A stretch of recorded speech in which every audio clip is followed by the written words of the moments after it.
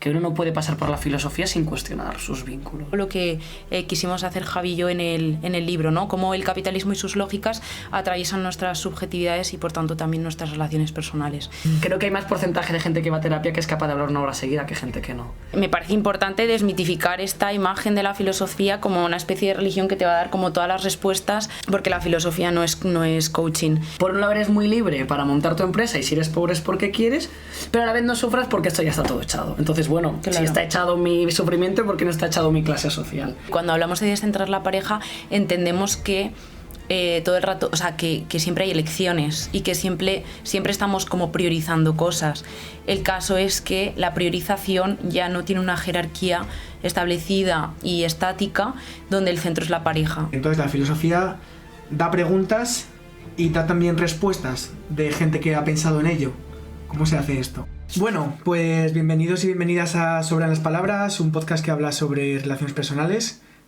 Hoy con Javier Correa y Miriam Rodríguez. Gracias por venir. Gracias a ti por invitarnos. Muchas gracias. Bueno, estábamos hablando ahora antes de empezar que nos conocemos porque coincidimos en un programa de radio hace 4 o 5 años. Sí, un montón. Y bueno, me quedé un poco con la copla de lo que hacíais, que era sobre todo trabajar y hablar sobre cosas que tienen que ver con la filosofía y a veces compartir reflexiones que me parecían muy interesantes. Y pues eso, 5 años más tarde aquí estamos a ver qué se puede sacar de un poco este mundo aplicado en las relaciones personales. Y también quiero preguntaros luego pues por un libro que estáis sacando, sé que habéis sacado otro, bueno, algunas cosas más, pero esta es un poco la idea. Así que la primera pregunta que os quiero hacer así por aterrizar un poco y contextualizar es ¿qué es esto de la filosofía? ¿Quieres empezar tú? No, puedes empezar tú. Bueno, la verdad es que es una pregunta que yo creo que ninguna disciplina se ha obsesionado tanto consigo misma como en un ejercicio ahí casi de mirarse la espalda que la filosofía, que hay libros y libros de filósofos en que es la filosofía. Así que no es una pregunta fácil, pero yo creo que es, bueno, la intención de llegar a la última pregunta o de cuestionar un poquito todo. Sería como un poquito así, también incluso las ciencias, ¿no? Mi profesor de filosofía decía una cosa que me ha gustado mucho, es que si las ciencias son linternas que iluminan partes de la realidad, pues la historia, el pasado, la biología de los seres vivos, la filosofía no solo puede iluminar quizá un poquito todo, sino también las linternas, preguntarnos también cómo son los procesos, los humanos. Entonces, para todo eso que parece que no hay método, yo diría que es un poquito la filosofía.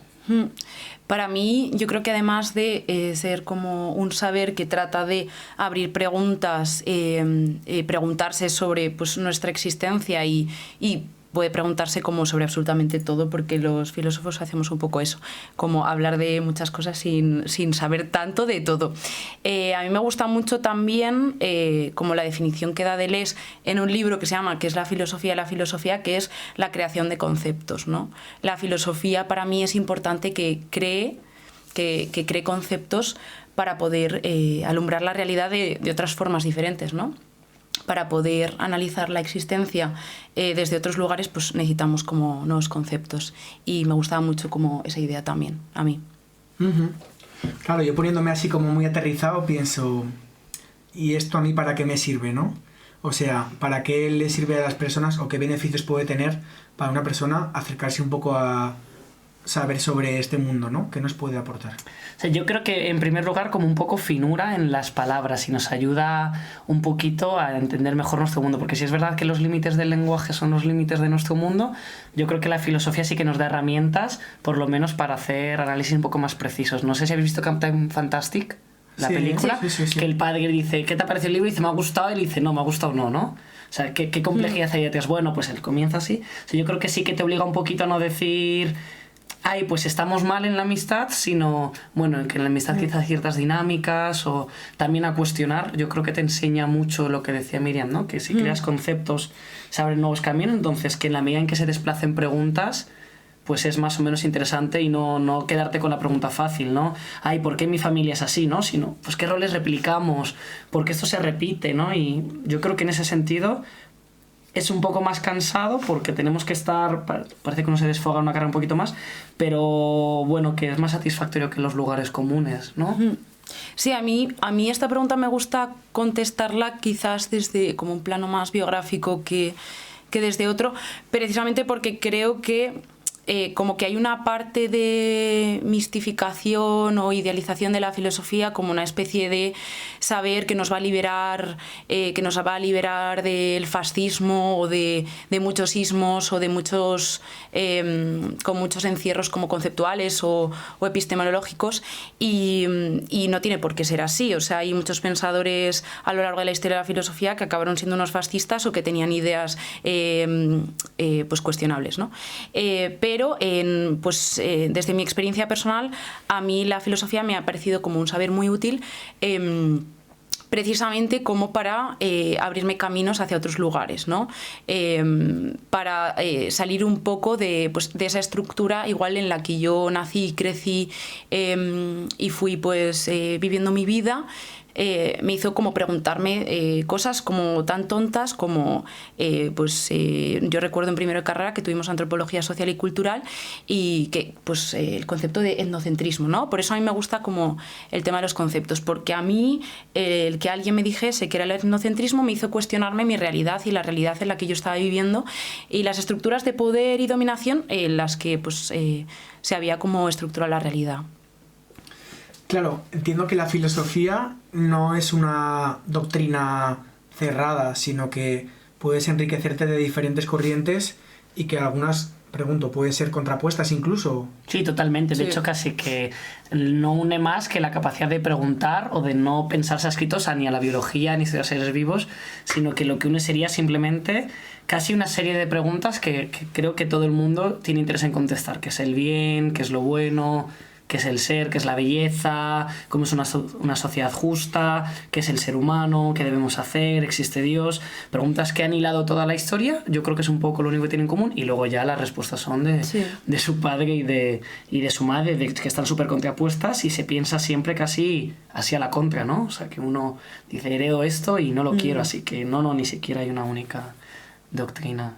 Sí, muchas veces leer filosofía como que necesitas haber leído el anterior y al anterior del anterior porque se están disputando todo el rato y están utilizando como debates y disputas previas que había como para presentar como sus ideas, ¿no? Pues por ejemplo, yo que en el último tiempo he leído más a Deleuze, que es un escritor, un teórico postestructuralista, pues se contrapone mucho con el psicoanálisis, ¿no? Entonces, tienes que intentar haberte acercado antes o haber leído sobre psicoanálisis a Lacan un poco para quizás entender de forma completa, ¿no? Entonces esto pasa mucho como toda la historia de la filosofía. También la gente no es muy original, ¿no? Y se repiten como muchas ideas, lo único que uno no dice que era de uno y que de otro y que la Edad Media fue muy larga y muy grande y hay muchos autores desconocidos y de repente llega Heidegger y te habla de no sé qué y parece que es novedoso y ya estaba en la Edad Media. Entonces, sí.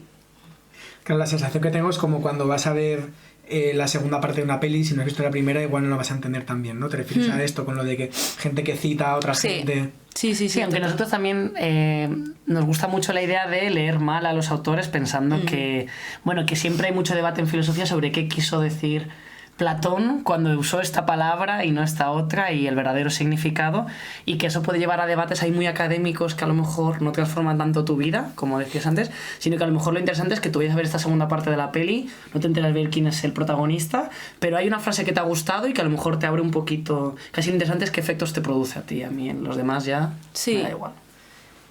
Sí, yo creo que también para nosotras la filosofía ha sido como parte de una herramienta política, ¿no? Entonces, por eso no nos interesa tanto como la buena interpretación última y verdadera, ¿no? de Aristóteles o de Platón, como ha dicho Javi, sino precisamente como de qué forma nos ayuda esto como a construir como una buena praxis política. Claro, como un ejercicio muy perverso, ¿no? Tengo este problema con mi madre, este problema con mi pareja, este problema con un grupo de amigos, como este concepto que Platón usaba para una cosa que es completamente distinta, malformándolo nos puede servir, es que si no, sí. Claro. Entonces podemos decir que la filosofía puede servir como una herramienta, no sé si de autoconocimiento, de mejora o de qué, a la hora de tener en cuenta relaciones personales. Sí, yo creo que por supuesto, porque nos va a hacer cuestionarnos todo el rato cuál es nuestra posición en el mundo, qué relación tenemos con los demás y con el propio mundo. Por supuesto que hay gente que a lo mejor no le interesa tanto, pero sí, además te pone en una posición muy de diálogo, te genera una posición muy de escucha, también, ¿no? Cómo te relacionas con la lectura y con la escritura de otra forma, y yo creo que esos son procesos que que además también te permiten, bueno, y el tema de la moral, o sea que yo creo que uno no puede pasar por la filosofía sin cuestionar sus vínculos. Sí, que además hay como una gran corriente que es la fenomenología y después como diversas ramas que se han preguntado mucho por el tema de la alteridad, ¿no? Del otro, de cómo acercarse al otro, cómo existir con el otro, si existimos acaso sin un otro. Entonces es como, a mí me parece muy central, quizás también en mi recorrido filosófico, pero es muy central el tema del otro y por tanto de la relación con el otro. Claro. Y así como he explicado, no sé, estoy pensando gente que esté escuchando esto y todavía no tengo claro si se va a quedar o no a seguir escuchando el podcast. ¿Qué le diríamos a alguien que no tiene ni idea de lo que es la filosofía o nunca se ha acercado mucho, pero sí que querría aprender algo para usarlo para bien, o bien para sí mismo o sí misma, o bien para su vida o sus relaciones? ¿Cómo podrían empezar a incorporar alguna visión de este aspecto a ese día a día? Vale, yo creo que lo primero sería tener claro cuáles son los intereses, que pasa a lo mejor con otras cosas, que lo que pasa es que en matemáticas es más... pero en la filosofía ser tan amplia hay muchos intereses, y tener claro cuál sería el suyo, la belleza, el arte, la moral, la historia, ¿no? Y a partir de ahí centrarlo en eso, porque si no se puede llevar a caminos que son un poco amargos, porque puede ser un poquito duro. Y a partir de ahí yo empezaría 100% con contenido de divulgación, intentaría como empezar a leer y no necesariamente asustarme por no leer a los grandes autores, que no tiene nada. Y igual que no empezamos a ver, no sé, integrales en infantil, pues que la filosofía también requiere su proceso. Entonces hay un proceso también de empezar a leer a gente que te cuenta esto, ¿no? El deseo, según Gilles Deleuze, historia de la filosofía para tal, y esos libros yo creo que vienen muy bien. Y una vez que tienes claro tú el problema, ese hambre, ¿no? Y que tienes claro los caminitos que son un poco más dulces, pues puedes ir, pues esto me interesa, esto no. Y luego esperar a dejarse afectar un poco. Pues he leído este concepto sobre el otro, que ha mencionado Miriam en un podcast. Claro, porque yo siempre me he preguntado que nunca voy a conocer del todo a mi pareja, que siempre es una barrera que nunca llego, pero entonces, o que siempre proyecto mis cosas. ¿Hay algo que me resuena? Pues voy a buscar esto de fenomenología y me lo pongo en YouTube. O sea, también dejarse afectar, ¿no? Ir de un saltito a otro. Y yo creo que así se construye, ¿no? No añadiría nada más, estoy muy de acuerdo, la verdad. Sí, sí. Vale, entonces, bueno, luego vamos a profundizar mucho en el concepto del amor, ¿vale? Quiero como dejar este bloque para después. Si dijera, vale, pues me mola y quiero empezar, yo qué sé, por la familia o por la amistad, ¿hay alguien que hable sobre esto? ¿Hay alguna línea en concreto que hable sobre la amistad, sobre la familia, o que tenga como algunas reflexiones en concreto sobre estos temas? Pues es que, o sea, por ejemplo, sobre el tema de la amistad o incluso sobre el tema del amor, creo que el tema de la familia, bueno, no sé si ha escrito o nos ha interesado más desde la familia como, o sea, desde un enfoque político, pero es que sobre el amor y la amistad han escrito como prácticamente todos los filósofos a lo largo de la historia de la filosofía. Entonces yo creo que en esto sí que es como muy importante saber, pues eso, como ha dicho Javi, saber cuáles son tus intereses y quizás como lo que más te mueve o lo que más te va a motivar para leer ahora mismo, ¿no? Porque igual que te pongas a leer Ética Nicómaco de Aristóteles y que te explique los 3 tipos de amistad que existen, no es algo como que te va a motivar para seguir queriendo pues leer sobre el tema de la amistad, ¿no? Pero igual pues ahora que se está leyendo más a Simone Weil, pues te apetece leerte como el librito este que tiene sobre la amistad, que son como pequeños, como un compendio de fragmentitos que tiene, pues uno sobre el deseo y otro sobre la amistad. Y eso, por ejemplo, sí que pues estamos viendo que se está leyendo más, que son libros así cortitos y que pues están como interesando a la gente y están llevando pues a estas personas a leer pues más de filosofía, ¿no? Para mí la recomendación es eso, como que sean libros que quizás sean como más cortitos, más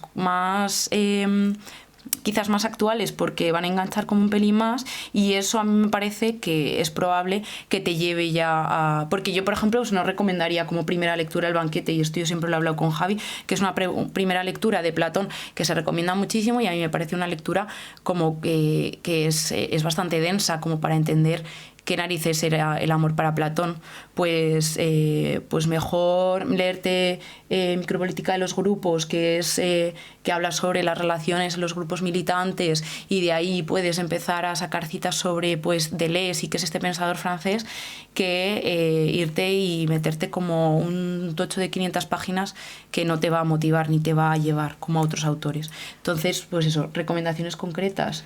Pues, yo el capítulo, no sé si es 3 o 8 de la Ética Nicómaco, que habla sobre la amistad, es densito, pero... Pero lo recomendarías. Sí, porque sí, las preguntas de si la amistad se te basa en el placer, en la igualdad, ¿no? Si un amigo que siempre llega tarde y yo no, cómo se le puede exigir, un amigo con el que no disfruto, cómo salir un poco de eso, si se puede ser amigo de una persona que es mala, esos temas están muy bien tratados, si son 10 páginas es chulo.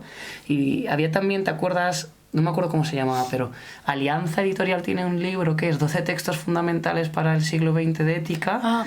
Y había un capítulo de Charles Taylor, pero si se pone Charles Taylor con Y sale, sobre la identidad dialógica y sobre cómo nos construimos siempre en un diálogo. Que tiene esta frase tan bonita que incluso aun cuando ya no estamos con los otros, como nuestros padres, siempre seguimos en diálogo con ellos toda la vida, ¿no? A veces en rechazo, a veces no quiero ser, pero yo creo que esos dos, ¿no? Como el que decía de Simone Weil, el deseo y la amistad...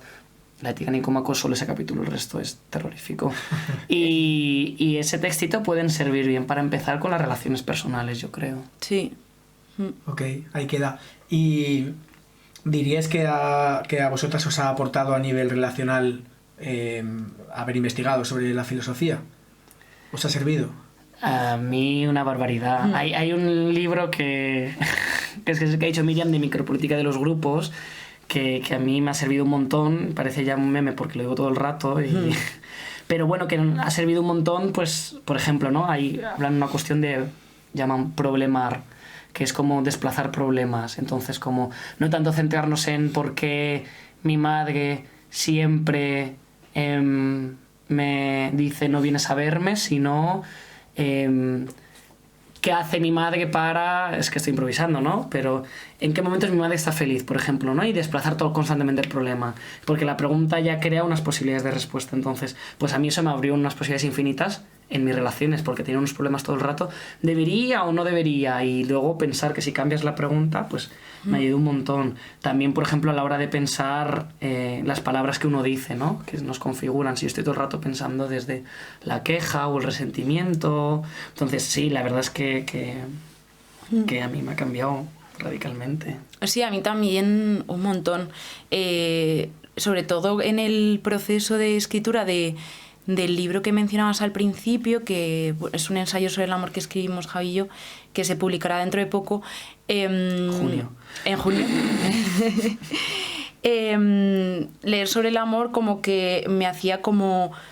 Pues eso, tener más herramientas o más preguntas a la hora de analizar tanto mi vida como todo mi contexto, ¿no? O sea, poder analizar como pues donde pues el contexto donde existo. Y a mí me gustó mucho algunas lecturas que hice de Bayud, por ejemplo, Intimidades congeladas. Bayud es una socióloga que analiza mucho la cuestión del amor y cómo, pues, o sea, desde otra perspectiva, pero un poco lo que quisimos hacer Javi y yo en el libro, ¿no? Cómo el capitalismo y sus lógicas atraviesan nuestras subjetividades y, por tanto, también nuestras relaciones personales. Y ella, pues, lo hace desde un plano como más sociológico.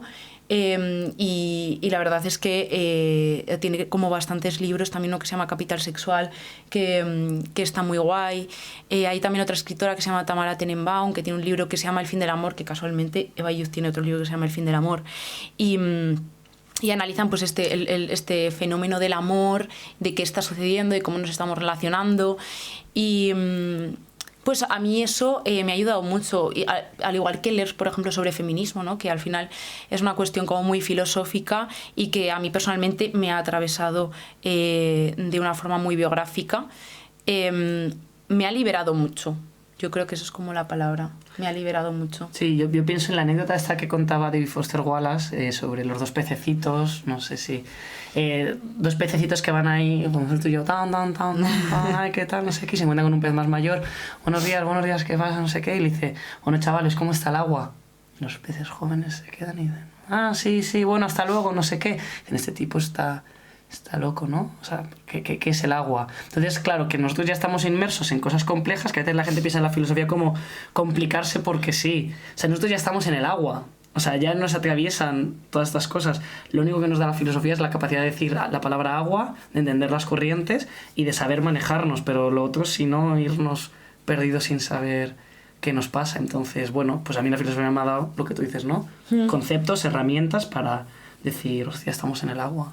Sí. Claro, igual que la película, el libro no está bien, no está mal y ya está, sino que puedes hablar de cosas, eso llevado a la vida, imagino que te desbloquea un modo súper interesante, ¿no? Para poder reflexionar, para poder cuestionarte cosas, preguntarte. Me imagino que eso es lo que te pueda... O sea, yo desde fuera, ¿no? Que no es un mundo que yo esté muy cerca, pienso que eso me podría resultar atractivo, ¿no? El sacar reflexiones, compartirlas, pensar en cosas que igual, pues... No sé, no había pensado ni siquiera que se podía pensar en el agua, ¿no? Por ejemplo, o sea, yo soy muy friki de la vida, siempre es como mi tema, y sobre eso he pensado un montón y me encantaría sobre eso hablar más o lo que sea, pero imagino que eso se puede llevar a un montón de otras cosas, ¿no? Claro, claro, en un ejemplo a lo mejor concreto por aterrizar, pero en nuestro grupo de amigos una vez... discutimos y yo creo que tener pocas capacidades analíticas hace pensar, bueno, me enfado y lo que me pide la emoción es romper, pero darle un poquito más de peso a las cosas o problemar un poquito nos hacía pensar, bueno, tenemos que los amigos ser recíprocos, es decir, si yo que tengo más tiempo voy siempre más a tu barrio, debería ser igual así, y por qué esta exigencia, ¿no? Y por qué necesitamos esto, o a la vez... ¿Qué cosas estás haciendo tú que se invisibilizan, que a lo mejor todos los cumpleaños me estás regalando cosas o siempre me escuchas cuando quedamos y que invisibilizo poniéndote en el centro, ¿no? Entonces, que te permite también como abandonar un poco la inmediatez de las emociones, que yo creo que están bien, pero hay que cuestionarlas. Sí. Claro, y esto que es un campo que imagino que la psicología la ha estudiado hasta la saciedad. Nombrabas creo que antes que algunas corrientes filosóficas pueden ser contrarias al psicoanálisis o que lo nombran. ¿Cómo sucede esta confrontación, por así decirlo? ¿Entre qué y qué hay debate, por así decirlo? Bueno, a que nos funen. Vamos. Hacemos uno, yo no sé quieres, venga. Como un 2 3 debate para los psicología. Sí. Bueno, es que aquí hay como muchas cosas, ¿no? A ver, a mí, por ejemplo, una de las cuestiones que más me interesa y que además ahora, que además está relacionada y ando leyendo ahora, un libro de Clara Serra, eso del consentimiento, creo que el sentido del consentimiento. De consentir. Del consentir. Y, por ejemplo, a mí me gusta mucho Clara Serra y me gusta mucho todo lo que plantea políticamente, pero hay una cosa que también Javi y yo lo hemos hablado mucho, que me rechina un poquillo más de esta visión que tiene Clara Serra, que bebe mucho del psicoanálisis, y esta visión del deseo como algo oscuro, incognoscible, como todo el rato velado, ¿no? Y Javi y yo como que bebemos un poco más de este pensador francés que se llama Deleuze, que propone como un deseo como mucho más activo, más creativo. Creo que, o para mí, esto también lo hablábamos Javi y yo como mucho tiempo, el punto no está en contraponer, ¿no? Esta idea del deseo como falta que tiene el psicoanálisis, ¿no? En plan, deseamos aquello que nos falta, sino en entender el deseo en un sentido como mucho más amplio, en toda su completitud, ¿no? En plan, quizás deseamos algo que nos falta, pero no nos quedamos ahí, sino que hay una parte activa y creadora del deseo, que es esta parte como afirmativa y como más vital, ¿no? Que reproduce más pues la vida. Y eso es, por ejemplo, pues uno de los puntos que a mí más me interesa de esta confrontación que hay pues entre este pensamiento más psicoanalista y este pensamiento más deleuziano, que es pues que tienen como este debate o diálogo, yo creo. Sí, sobre ese sería un punto. Otro punto, por ejemplo, podría ser si existe o no la mente. Pues se podría decir como que sí, que todo esto pasa en algún lado, pero no pasa a la mente de ser algo propuesto teóricamente de lo que no hay, solo vemos neuronas, sería como Dios, ¿no? Entonces, o si existe o no la libertad, esto sería otro. Un debate fuerte sería hasta qué punto la psicología reduce al individuo elementos que en realidad son sociales, como, bueno, pues tú eres una persona, ¿no?, ansiógena, tú eres una persona nerviosa, olvidando de que son los contextos materiales concretos los que conforman a esa persona. Además hay la propia práctica psicológica, y esto es el funeo, pero nace con una vocación terapéutica, donde el sujeto de la terapia es el individuo, aunque hay muchas corrientes que ya no y tal, no sé qué, pero bueno, eso también es hasta un punto cuestionable.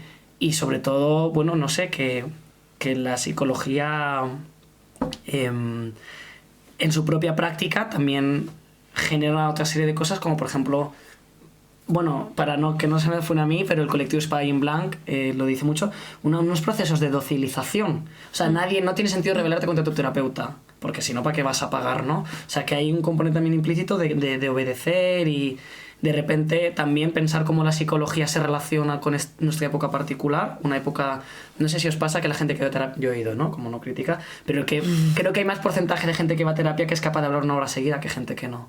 Y que piensa que con desahogar y con cómo favorece eso a procesos ultra individuales de nuestra sociedad, como también, por ejemplo, Marina Garcés, que es una muy buena autora para empezar a leer filosofía, habla de un poder terapéutico en la medida en que el capitalismo nos tiene que obligar a generar nuevos deseos y tenemos que desear el iPhone y tenemos que desear comprar en Ryanair a 20 euros e irnos a ver Marrakech. Sufrimos psicológicamente, entonces se necesita de forma estructural la psicología. Necesitamos ir a terapia porque si no nos estaríamos volviendo locos. Estamos, decía Mark Fisher, ¿no? Cansadas y hiperestimuladas. Entonces ya la depresión y la hiperactividad no son cosas externas, sino que son nuestro estado actual. Es lo más funcional, solo se puede ser funcional ahora sí. Entonces, bueno, ahí hay como debates en torno a cómo la propia psicología se inserta con su mundo, que serían propiamente filosóficos, que no sería tanto qué le pasa a Miriam concreto, sino en qué medida yo contribuyo a que lo que le pasa a Miriam vaya a más, pero es una opinión. Pero es solo una opinión. Claro, como una especie de una mirada del contexto y no solo del individuo, ¿no? Quieres decir. Y por ejemplo, si estaríais más de acuerdo con corrientes psicológicas que contemplan el contexto. Claro, en principio que entendieran que el individuo es una función también del contexto y también su deseo, como dice Miriam, ¿no? Que no es algo oculto, velado, que está a mí en Javi, que de repente cuando haga así, sino que somos más gotitas del mar casi que mares en nosotros mismos. Yo creo que sí que tiene sentido. Y da igual si tiene o no sentido. Yo creo que la práctica política que nos abre es más interesante. Claro. También algo positivo es que se ha democratizado un poco más como el acceso a la terapia, pero esto ha llevado como también otro tipo de consecuencias, como por ejemplo la psicologización del lenguaje cotidiano, ¿no? Y la hiperseñalización o culpabilización, ¿no? Como con ciertos conceptos como red flag, el conocer los tipos de apegos y tal, ¿no? Que parece un conocimiento que se ha democratizado y eso es algo muy positivo, pero también lo estamos utilizando como arma arrojadiza a la hora de relacionarnos de una forma como muchísimo más restrictiva e incluso victimizante, ¿no? con una misma, que no te permite como atender pues esa circunstancia de una forma como yo creo que más compleja. No sé. Incluso yo creo que se pasa a un emotivismo moral. No sé si ves La Isla de las Tentaciones, el mejor programa me parece de nuestra sociedad. De la vida. Creo que refleja muy bien. En La Isla se ve muy bien que toda la justificación última y donde aunque no estés de acuerdo es que yo lo he sentido. O sea, te he puesto los cuernos, pero es que lo sentía. Entonces, y esto, ¿no? De que yo creo que lo ha traído este exceso de hablar de emocionalización, de cuáles son tus necesidades. Bueno, pero ¿qué pasa si mi necesidad es matar? O sea, ¿no? Y da igual que me sienta enfadado, ¿no? Entonces, que yo creo que hay un exceso de psicologización que dice la gente, vale, bueno, pero sí, es una necesidad. Y que lleva a estos problemas, yo creo que hay que cuestionar. Claro, yo desde un poco mi mundo, ¿no? Entiendo que hay mucha confusión entre lo que siento y lo que pienso, porque yo, no, es que sentía que tenía que dejarlo con esta persona. Pues esto es un pensamiento para mí. Tú sentirías agobio, tristeza, frustración, enfado, lo que sea. Y creo que hay mucho lío con eso. Y también entre necesidad y deseo. No es que mi necesidad era esto. Bueno, tu necesidad es una cosa más nuclear y la manera que tienes de cuidarla podría ser el deseo, ¿no? Como lo que nombrabas del iPhone. Necesito un iPhone. No, necesitas reconocimiento en tu grupo o necesitas ser visto y una manera es decir, mira qué iPhone tengo más guapo. Claro. Y creo que sería muy potente que aprendiésemos a sí coger herramientas chulas de ese mundo, pero también saber diferenciar, porque si no, si tengo un lío entre lo que pienso, lo que siento, lo que quiero, lo que tú me has dicho, incluso bueno, en la CNV hay como, en la comunicación no violenta hay como mucho lío con esto de cuando nombramos sentimientos que en realidad son juicios que hago sobre ti, ¿no? Por ejemplo, Javi, no has venido a mi cumple y me he sentido abandonado, ¿no? Y yo hago formaciones en las que cuento esto y hay gente que lleva años hablando de sentimientos o trabajando en consulta con personas, y sentimientos como sentimientos entre comillas, para los que estéis en Spotify y no en YouTube, estoy entrecomillando sentimientos como me siento abandonado, me siento atacado, siento invisibilizado, siento que no me tienes en cuenta. Para mí son pensamientos que además son juicios. Entonces, bueno, creo que aclarar un poco esto sería Sí. genial para las personas. Y yo creo que el problema es como el empobrecimiento del lenguaje. Como ahora solo relacionarnos como en plan de... No, pues eso, relación tóxica, red flag, como que eso nos impide otras formas de verlo, menos centradas en los individuos. Yo creo que eso sería guay. Sí, yo creo que justo iba a señalar eso, como el problema es la hipersimplificación, ¿no? Como que todo parezca reducido como a 4 categorías donde podemos como colocar todo y no es, o sea, claro, la crítica no es tanto como a que haya una democratización, por así decirlo, del lenguaje psicológico, sino como que solo haya como 4 categorías o 4 conceptos donde intentamos meter todo y nos sitúe. A mí me parece muy importante que situarnos siempre desde como una victimización, como quitando evidentemente casos en los que haya de verdad como una víctima, ¿no? Pero que no sea como un lenguaje que nos esté victimizando todo el rato y situándonos de esa forma en nuestra vida. Claro, yo creo que es dudar, o sea, que al principio viene la psicología y dice, joder, nada mal, se democratiza la terapia y viene bien, pero que a lo mejor hay efectos que está bien prepararse. Pasa esto como, no sé, tenéis colegas que pasa, te cuenta un problema tal, no sé qué vas a hacer. Bueno, no sé, el miércoles lo veo en terapia, ¿no? Como también claro. que se dan esas cosas, que no quiere decir que se dé siempre y no quiere decir que tal, pero que también no podemos ser acríticos con lo que está pasando. Claro. O también ser conscientes que siempre la terapia, o la común, o en la que yo he estado por lo menos, pregunta por el individuo, nunca se pregunta qué necesita la comunidad, el grupo de amigos que necesita para mantenerse, ¿no? Claro. Entonces, que yo creo que eso está bien para hacerlo, que también, por ejemplo, a lo mejor desplaza unas formas típicas de cuidado, de comunicación emocional que ahora están muy basadas en el desahogo, en tal, y no tanto, ¿no? Como en la construcción conjunta del problema. No lo sé, eso es como la experiencia de la generalización que yo tengo, ¿no? ¿Y cuál podría ser la propuesta, o bien frente a esto, o bien que se pueda trenzar también con asistir a procesos terapéuticos? ¿Cuál sería igual un poco una idea en la que podríamos estar más cómodas, ¿no?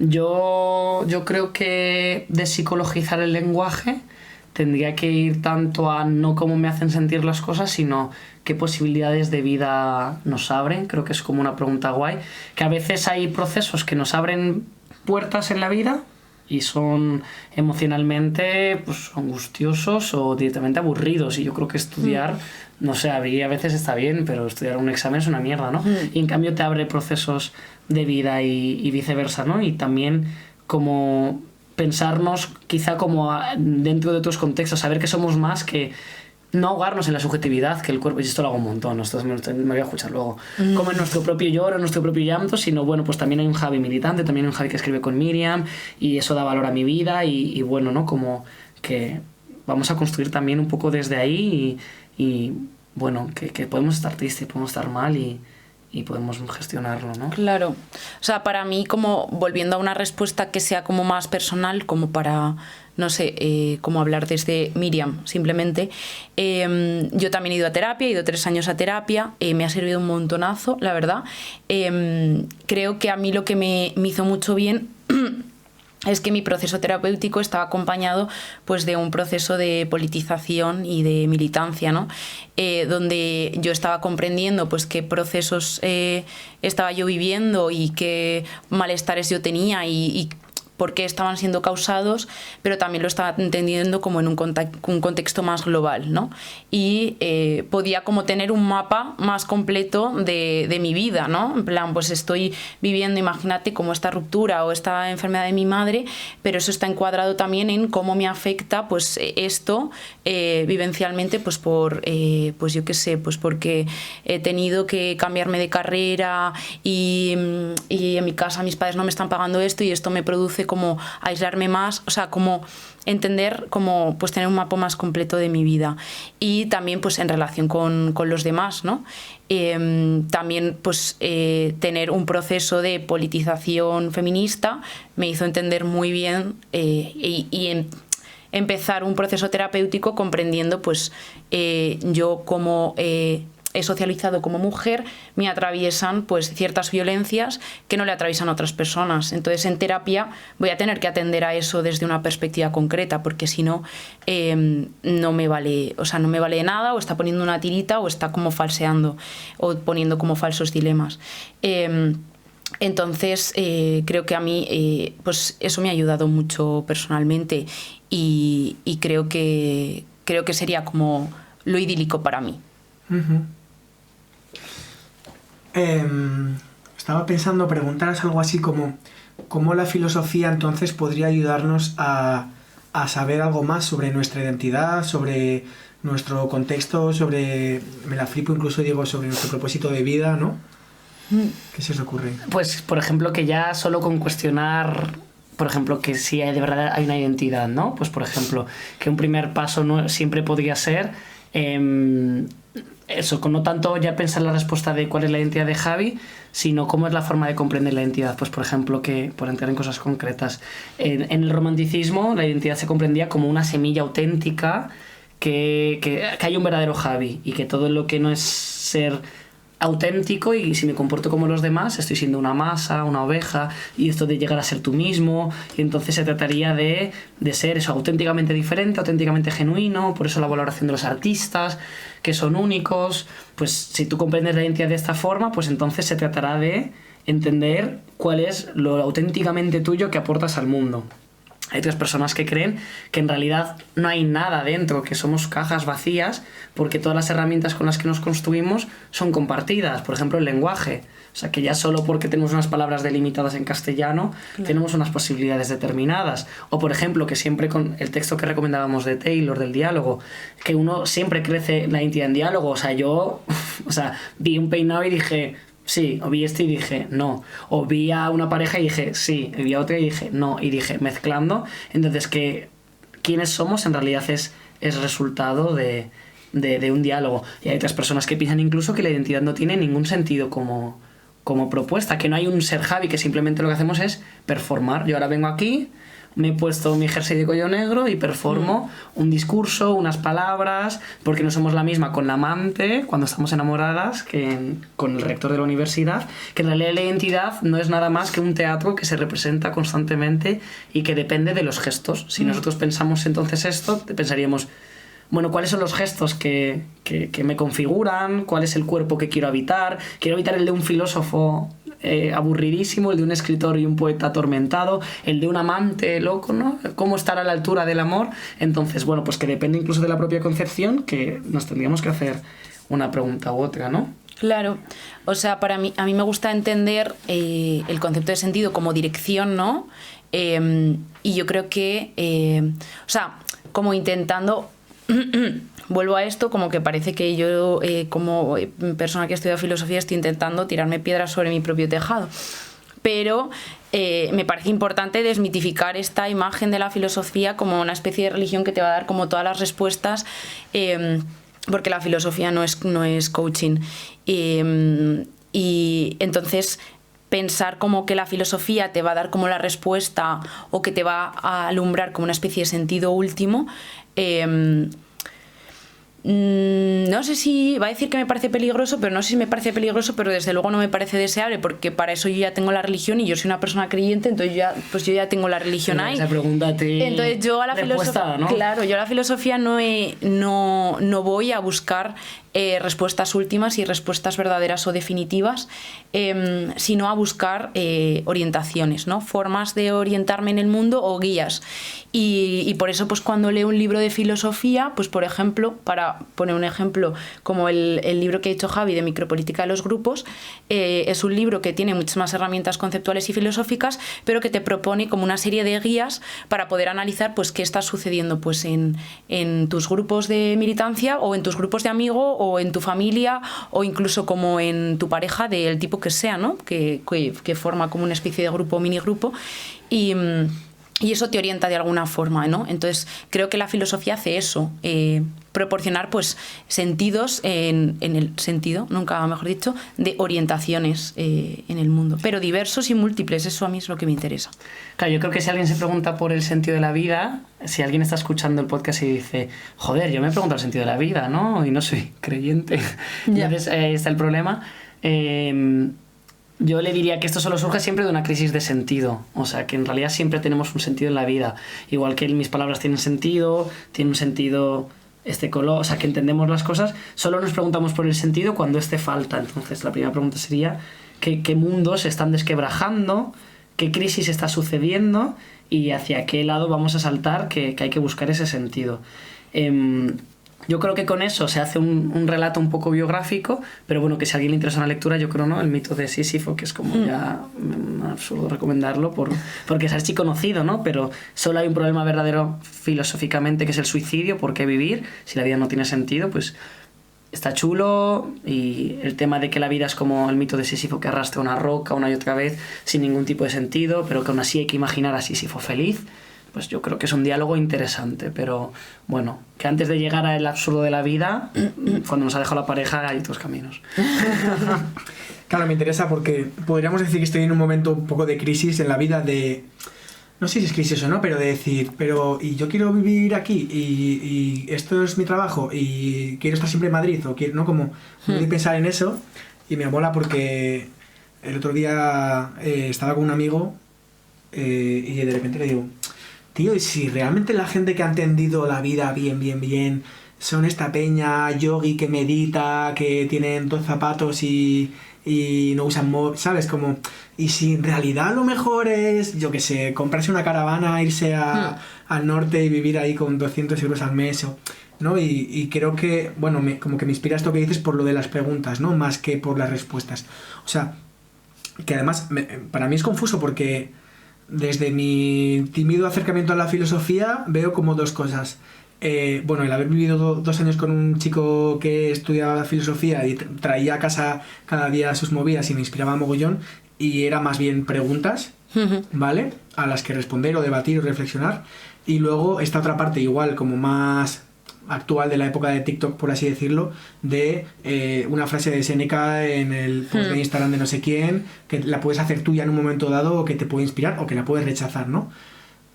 ¿Cómo se trenza esto? Porque entonces la filosofía da preguntas y da también respuestas de gente que ha pensado en ello. ¿Cómo se hace esto? ¿Entendéis la pregunta? Es un poco Bueno, por acompañarte en la crisis, yo también estoy en una crisis, así que... Claro, yo, por ejemplo, ¿no? ¿Qué haría, o si hiciéramos filosofía, qué pasaría? Bueno, pues, ¿qué es lo mejor o quién ha entendido verdaderamente la vida? Habría que pensar, pues eso, ¿en qué sentido? Si lo que pensamos es en un sentido de paz y de qué vida... Pues darnos cuenta, por ejemplo, de que palabras como mejor son muy polisémicas y que sería mejor, como por ejemplo, ¿es una vida más placentera la del monje? Pues bueno, ahí estaríamos entendiendo que el placer es no tener dolor. Entonces, pues si a nosotros es una persona que eso nos atrae, pues entonces, por supuesto, sería nuestro camino. ¿Es más placentera en general? Yo creo que no. A mí las turbulencias de la vida me gustan porque pienso que yo he venido aquí a que me rompan el corazón 8 veces. Y que hay que ser un buen amante, un buen amigo, y que la vida está para exprimirla al jugo, ¿no? También podemos pensar en plan, bueno, la vida no tiene ningún sentido porque ahora mismo no estoy adscrito en ninguna comunidad. Entonces, ¿en qué medida, por ejemplo, seguir buscando salidas individuales como me cambio de ciudad o tal, sigue siendo parte del problema y no una búsqueda de solución, ¿no? ¿En qué medida debo dejar perderme, ¿no? Y debo como buscar una comunidad. Eso por el sentido. Yo creo que lo más interesante es siempre, como decía Miriam, es que los conceptos ya crean preguntas. No es lo mismo preguntar...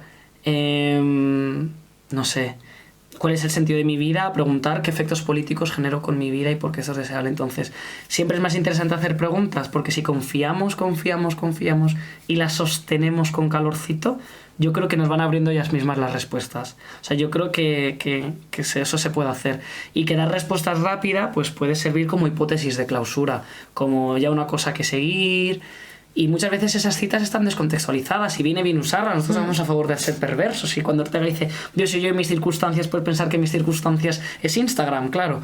Pero bueno, ¿en qué medida eso nos inspira? Yo creo que es un muy buen detector. o en el fondo nos autoafirma y en realidad estamos cabreados, seguimos en una foto y decimos, ves, yo tenía razón, ¿no? Dice Séneca, que Claro. yo creo que ahí es el uso peligroso. Claro, claro, para mí no se trata tanto de que no haya respuestas, porque evidentemente tampoco somos relativistas escépticos, sino como que las respuestas puedan ser como respuestas movibles, respuestas abiertas, respuestas dinámicas, que no sean, que no sea una respuesta como que nos encierre para siempre en una especie de verdad intocable, sino que esa respuesta pueda llevarnos como a otra pregunta, ¿no? Porque creemos que una respuesta que sea como súper inamovible pues es más tendiente a crear pues violencias, dogmatismos, ¿no? O a no estar considerando pues quizás pues el momento histórico, ¿no? O sea, ¿por qué nos interesa leer a Aristóteles ahora? Porque nos interesa, pues, como ha dicho Javi, ¿no? Saber pues los 3 tipos de amistad de Aristóteles y pensar como nuestra amistad en el contexto actual, en nuestro grupo de amigos, que, según estos conceptos, pero trayéndolos al presente, ¿no? Claro, no pensamos sobre el amor porque sí, sino para amar mejor, ¿no? O tiene Foucault una cita muy bonita sobre de qué valdría el conocimiento si no extravía a aquel que conoce. Entonces, lo bueno de la filosofía es pensarlo como algo que nos extravía y tiene más sentido entonces como experiencia filosófica la tuya que escucha algo y no deja de pensarlo, y ahí ya da igual las respuestas. No, parece que no se llega a ninguna, pero se descartan muchísimas y se duda entre 2 nuevas. Entonces, en realidad sí que se avanza, pero nunca con algo, como dices, movible, pero nunca tal, a la cosa que ya lo da todo hecho. A mí, no sé, como que experiencias así ha habido un par, pero tiene Luna Miguel un libro muy bonito que se llama Leer Mata, ¿te lo leíste? Ah, sí. Y que a mí, más allá de sus respuestas acerca de cómo era la lectura para ella, me obsesionó el cómo leía yo, qué significaba leer para mí, qué decía de mí los libros que yo leía. Pues estas preguntas que antes yo no las tenía, ella las activó. Entonces yo creo que la filosofía es más la capacidad de activar preguntas, más de decir, porque ella hace como una tipología. Yo soy un lector obsesivo, soy un lector tal. Entonces tiene más que ver con la experiencia, de decir, nunca había pensado que la amistad podía no ser recíproca. Y empezar entonces a pensar que con la sentencia de no, la amistad es recíproca. Esto hemos llegado a la Universidad de Aristóteles a esta conclusión y ya está. Y lo es, ¿no? Y parece que nunca se llega a nada, pero sí que se llega, porque se descartan muchas cosas. Entonces vamos dando pasitos y nos vamos configurando, nos perdemos. Me estoy imaginando como un quién es quién, ¿no? El que vas descartando y a lo mejor tardas 2 años en tener una respuesta, ¿no? En mi caso, a estas preguntas que decías, pienso, podría estar pensando en esto durante años, ¿no? Y hablando con otra gente, y qué piensas tú, y llegar a una conclusión o a reducir simplemente en 5 posibilidades, ¿no? Claro, cuando pensamos, por ejemplo, por seguir el ejemplo de Luna Miguel, y yo no me da ninguna respuesta de qué tipo de lector soy, y entonces me empiezo a pensar qué dicen de mí las lecturas, en qué medida me obsesiono, o por qué no me emociono, tal no sé qué. Parece que no hay ninguna respuesta, pero sí que hay una si nos quitamos un poquito, que es lo que leemos nos importa, la relación que tenemos con la ficción configura nuestra identidad. O sea que sí que vamos generando respuestas cuando decimos cómo amar, abrimos preguntas y respuestas, pero también estamos diciendo en bajito, la forma que tenemos ahora no nos gusta, la forma que tenemos ahora creemos que no. O sea que también las preguntas enuncian mucho. Cuando yo pregunto, Miriam, ¿por qué estás callada? Yo estoy diciéndote, creo que estás enfadada, creo que es tal. Entonces, de verdad que las preguntas hablan muchísimo y solo hay que dejarlas hablar. Así que yo creo que es lo más importante, sostenerlas, aguantar al máximo la pregunta hasta el final. Pues me quedo con las preguntas también y un poco con el compadreo, voy a decir, de crisis a crisis, ¿no? Y bueno, quería abrir un espacio ahora para preguntaros sobre conceptos filosóficos concretos, si os parece. Y tengo un amigo que se llama Ander, que le mando un besito, que estará escuchando esto ahora desde su coche, que es profe de filosofía y que he vivido con él 2 años y me ha aportado mucho. O sea, mi única ventanita a este mundo ha podido ser vivir con este amigo, ¿no? Que volvía de clase y estaba pensando en esto, el profesor nos ha dicho tal, ¿cómo lo ves tú? Y nos sentábamos ahí horas y horas, ¿no? Y me ha aportado mucho. Entonces, bueno, me decía, pregúntales sobre la ataraxia. Y pues yo, que soy obediente, soy un mandado, pues os pregunto sobre este concepto. Yo creo que ninguna somos especialmente expertas, así que reconocer humildemente eso. Claro. La ataraxia como concepto del epicureísmo que propone, pues bueno, un dominio de las pasiones o bueno, una concepción determinada, consistiría sobre todo, según tenemos entendido, intentar la imperturbabilidad del alma, un alma imperturbable, un alma estable, un alma en el que si la vida parece que vamos de crisis en crisis de oleaje, que estemos como cuando hacemos el muerto, ¿no? Entonces, bueno, hecha la presentación, yo creo que a nosotros lo que más nos gusta es un poco ser críticas con el estoicismo, o yo lo voy a ser por no hablar. Sí, sí. Que es una filosofía, yo creo que ahora está muy en auge, porque conecta con... Para empezar, es una filosofía de la crisis, que el estoicismo surge cuando Grecia se desmorona, el imperio. Entonces, es una filosofía que también supone el retiro de uno. Y estamos en un momento en el que de crisis de vida, crisis de sentido, y es normal que esto surja. Es una filosofía además muy individual, donde lo que se trata es que mi alma sea imperturbable y no me afecte nada, y me da igual el mundo y que se desmorone Grecia o que se vaya a acabar el planeta en nada, ¿no? Entonces, a mí las preguntas que me surgen es, siendo apetecible lo imperturbable, porque a mí a veces yo tengo mucha ansiedad y, qué bien a veces cuando no la tengo, ¿no? ¿En qué medida es, uno, posible? No es la vida, si estamos en el mundo no estamos ya siempre afectados. Uh-huh. Y en qué medida también es deseable, ¿no? Porque jode que te rompan el corazón, pero bendito quienes se han enamorado, ¿no? Entonces, a mí me crea estas dudas, la verdad. A mí yo creo que la duda que me crea es como la forma en la que nos apropiamos como de ciertas filosofías, tanto de ciertas filosofías como de ciertas prácticas. Esto pasa también, pues eso, como con el mindfulness, el yoga, etcétera, que no dejan de ser prácticas de filosofías orientales que nos las hemos apropiado en Occidente, y además a través de una mercantilización de ellas, ¿no? En plan, se quita como gran parte como de la base o de el entendimiento que tienen aquellas filosofías, y nos quedamos como con la parte más práctica que más nos sirve porque nos parece como útil para nuestra vida, porque el mindfulness propone pues todo esto pues de dejar la mente en blanco, de meditación, etcétera, ¿no? Que también está un poco más relacionado como con esta idea de el auge pues de ciertas filosofías estoicas y tal, ¿no? Porque pues el filósofo del que hablábamos antes se apropia de cierta filosofía estoica y parece que funciona bien, porque Deleuze en principio yo lo definiría como un materialista postmarxista. Pero parece que hay otras apropiaciones que funcionan de una forma como contraria, ¿no? Y que son pues un poco contraproducentes con el ideal que al menos Javi y yo tenemos político, social. Entonces, a mí concretamente me interesa esto, ¿no? ¿Qué está pasando para que esté habiendo como todas estas como apropiaciones de otro tipo de filosofías que también se ve como pensamientos más exóticos, diferentes, que nos proponen otro tipo de lugares, sentidos también, ¿no? Hay como, yo entiendo o veo, observo como una búsqueda, una sed, un hambre de diferentes sentidos, significados a nuestra vida que nos colmen, que nos llenen, que pues yo creo que nos lleven a otros lugares, ¿no? Estamos con una especie de crisis de sentido, de identidad, de horizontes políticos, tal. Claro, o sea, ya hemos dicho antes que en realidad preguntar también es de una forma de responder. Que yo cuando te digo ¿quieres dejarlo? Estoy diciendo tengo miedo o pienso que... Entonces, por jugar a activar preguntas, la más importante es la que ha hecho Miriam, ¿no? ¿Por qué esa necesidad de recetas, ¿no? Que parece que es lo que se promete. Claro. Luego otras preguntas que yo creo que están chulis para activar.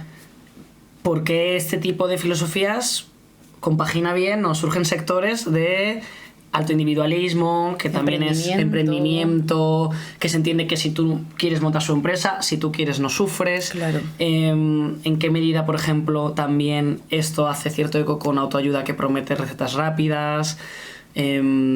Bueno, no sé en qué medida reniega también, porque lo has dicho muy bien, Miriam, que al descontextualizar las filosofías, las propuestas de la filosofía, quedan cosas raras. En el estoicismo lo que pasa es que se cree que el universo es muy racional, que las causas están hechas y se cree en el destino. Entonces, desde este marco, pues no tiene ningún sentido sufrir, porque si a ti te van a matar esta noche, te van a matar esta noche. Pero si nosotros dudamos de todas esas premisas, porque yo no creo que el destino esté dado, creo que los sujetos tienen cierta libertad, pues entonces no me voy a contentar con sufrir, porque realmente creo que podemos actuar sobre la realidad. Entonces esta es una contradicción que se da en este tipo de personas que hacen en Instagram, hablamos del emprendimiento, del estoicismo. Claro. Por un lado eres muy libre para montar tu empresa y si eres pobre es porque quieres, pero a la vez no sufras porque esto ya está todo echado. Entonces, bueno, Claro. si está echado mi sufrimiento, ¿por qué no está echado mi clase social? Entonces esto pasa cuando se desgaja todo esto, ¿no? La pregunta es, ¿por qué consumimos esos vídeos, ¿no? ¿Qué crisis tenemos para Claro. que nos den estas respuestas? Una pregunta. Hemos nombrado ataraxia, epicureísmo y también estoicismo. ¿Podéis explicar un poco así como un rollo muy aterrizado, un poco en qué consiste estos conceptos? Vale, repito, sin ser... Disculpen todas las personas expertas en el tema que... serían como las grandes filosofías después de Platón y Aristóteles, las escuelas helenísticas se las llama, y el estoicismo, pues bueno, el mundo, el universo es un universo racional, hay un destino, todo tiene una causa, nosotros no somos libres, entonces, ¿para qué sufrir? Lo que hay que ir es a favor del universo, es decir, si mi destino es tal, pues en cuanto yo vaya en contra, pues voy a sufrir, tengo que aceptar esto. Entonces, bueno, pues me ha tocado ser esclavo, me ha tocado ser emperador, ¿no? Famoso, Marco Aurelio. Sería por un lado. El epicurismo en principio tendría más preguntas sobre cómo vivir bien, es decir, cómo es la buena vida. Todos se lo preguntan de una forma y otra. Al estar en un contexto de crisis surge esto. A diferencia de Platón y Aristóteles, cuyas preguntas serían preguntas más calmadas, como qué es la belleza, qué es la ciudad justa, aquí la pregunta es por la buena vida. La idea que da Epicuro es que el dolor y el placer son criterios que nos pueden servir para tomar ciertas decisiones. El dolor le parece que es evitable y que el placer es deseable. Esto parece fácil y hasta aquí es donde se queda, yo creo, las lecturas rápidas. Si damos un pasito más, Epicuro lo que nos dice es que hay placeres que luego nos llevan a sufrimientos, como yo creo que las drogas puede ser un ejemplo si nos enganchamos, o algún tipo de relaciones, y que hay sufrimientos que puede ser un mal trago, pero que a lo mejor luego nos pueden ayudar. A mí, en principio, nadar no me apetece nunca, pero luego me siento de booty.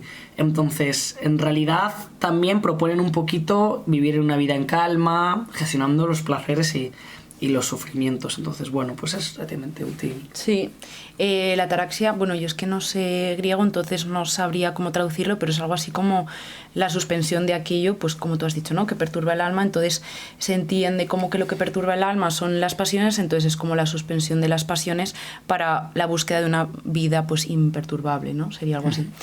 Y nada, más allá del esquema que ha dicho Javi, tampoco sabría cómo aportar grandes conocimientos aterrizados sobre estoicismo y epicureísmo. Es un poquillo, sí. Y una cosa que os quería preguntar es sobre las cosas materiales, que he escuchado que es algo de lo que se habla o se ha preguntado en la filosofía. No sé si tenéis ahí alguna pequeña reflexión que se ha hecho al respecto, o alguien ha hablado sobre esto en concreto y ha llegado a una conclusión, o más bien unas preguntas que la gente pueda igual responder, ¿no? Pues sobre las cosas materiales es un concepto así como bastante amplio, pero bueno, la corriente, o sea, precisamente la corriente del materialismo es lo que se encarga un poco es de esta visión del mundo como conformado por material, ¿no? Por estas cosas materiales, por estos cuerpos, y que después del materialismo, pues Marx se enmarca dentro del materialismo histórico y surgen pues diferentes ramas de marxismos, posmarxismos, etcétera, que yo creo que se enfocan bastante como a esta cuestión. Pero es como muy abstracto, podríamos concretarlo con algún ejemplo. Habíamos hablado... Claro, por seguir con qué dices de Marx. Claro, Marx habla, por ejemplo, del fetiche de la mercancía, que es un proceso que se da en las sociedades capitalistas y que todas las que nos estén escuchando lo van a saber muy bien, que es el proceso por el cual se ocultan las condiciones de producción. Es decir, en realidad yo cuando me imagino estaba en Edad Media como un feliz ganadero y me construía mis zapatos, pues se veía claramente que yo había cogido madera, bueno, zapatos de madera, se ve que no soy ganadero, no tiene nada de sentido, pero que los objetos se ven como derivados de la producción del hombre, la ropa tejida, etcétera, etcétera. Lo que ocurre en el capital es que eso parece que no, parece que esta mesa o este micro ya viene dado.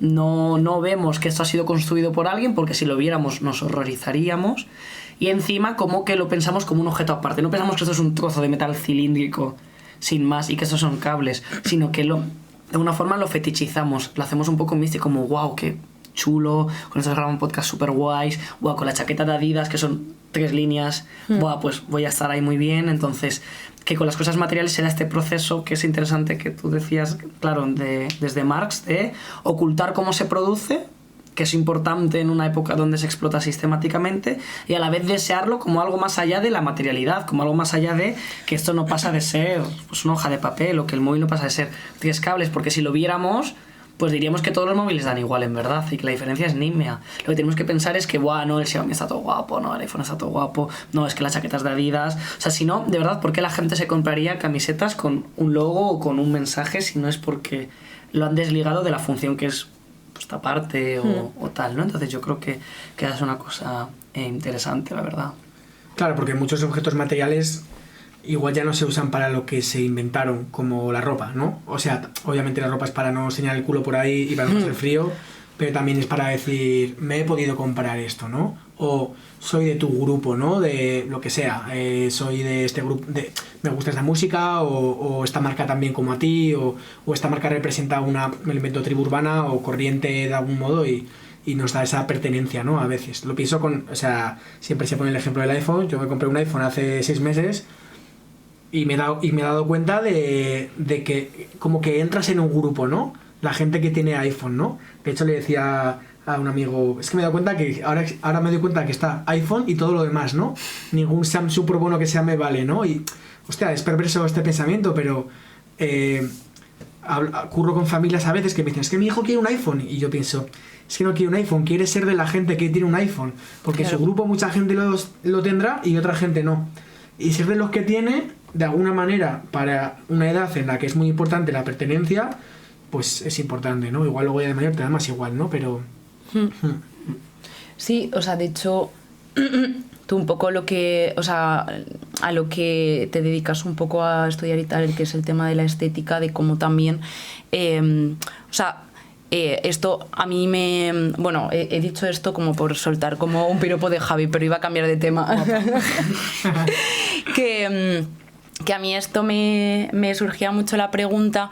En confinamiento me estuve leyendo un libro que se llama Utopía, de Tomás Moro, con mi hermano Borja, y propone como una especie de sociedad utópica, y como que explica un poco cómo es esta sociedad utópica. Y una de las cosas que nos dio como que pensar a mi hermano y a mí es que describía como la vestimenta, por ejemplo, como algo unificado. Y es verdad que esto, pues alguna vez como que lo he comentado con amigos y, bueno, ¿cómo os imagináis como un mundo utópico socialista donde, donde podamos tener como la capacidad de expresarnos como artística o creativamente a través de nuestra vestimenta o de cierta estética, pero sin que eso sea como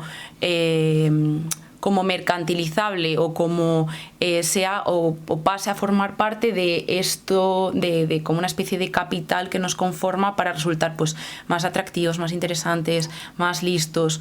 Me surgía esta pregunta porque sí que me parece interesante estos espacios de nuestra vida que nos dejan la libertad de construirnos un poco más autónomamente, ¿no? O un poco más personalmente, aunque no haya una construcción como aislada. Claro, yo creo que tienes razón en decir, vale, Javi, has hecho un poquito de trampa, los objetos siempre se van a fetichizar un poco porque vamos a formar parte de grupos. O sea, que no vamos a vestir todos iguales como en tal.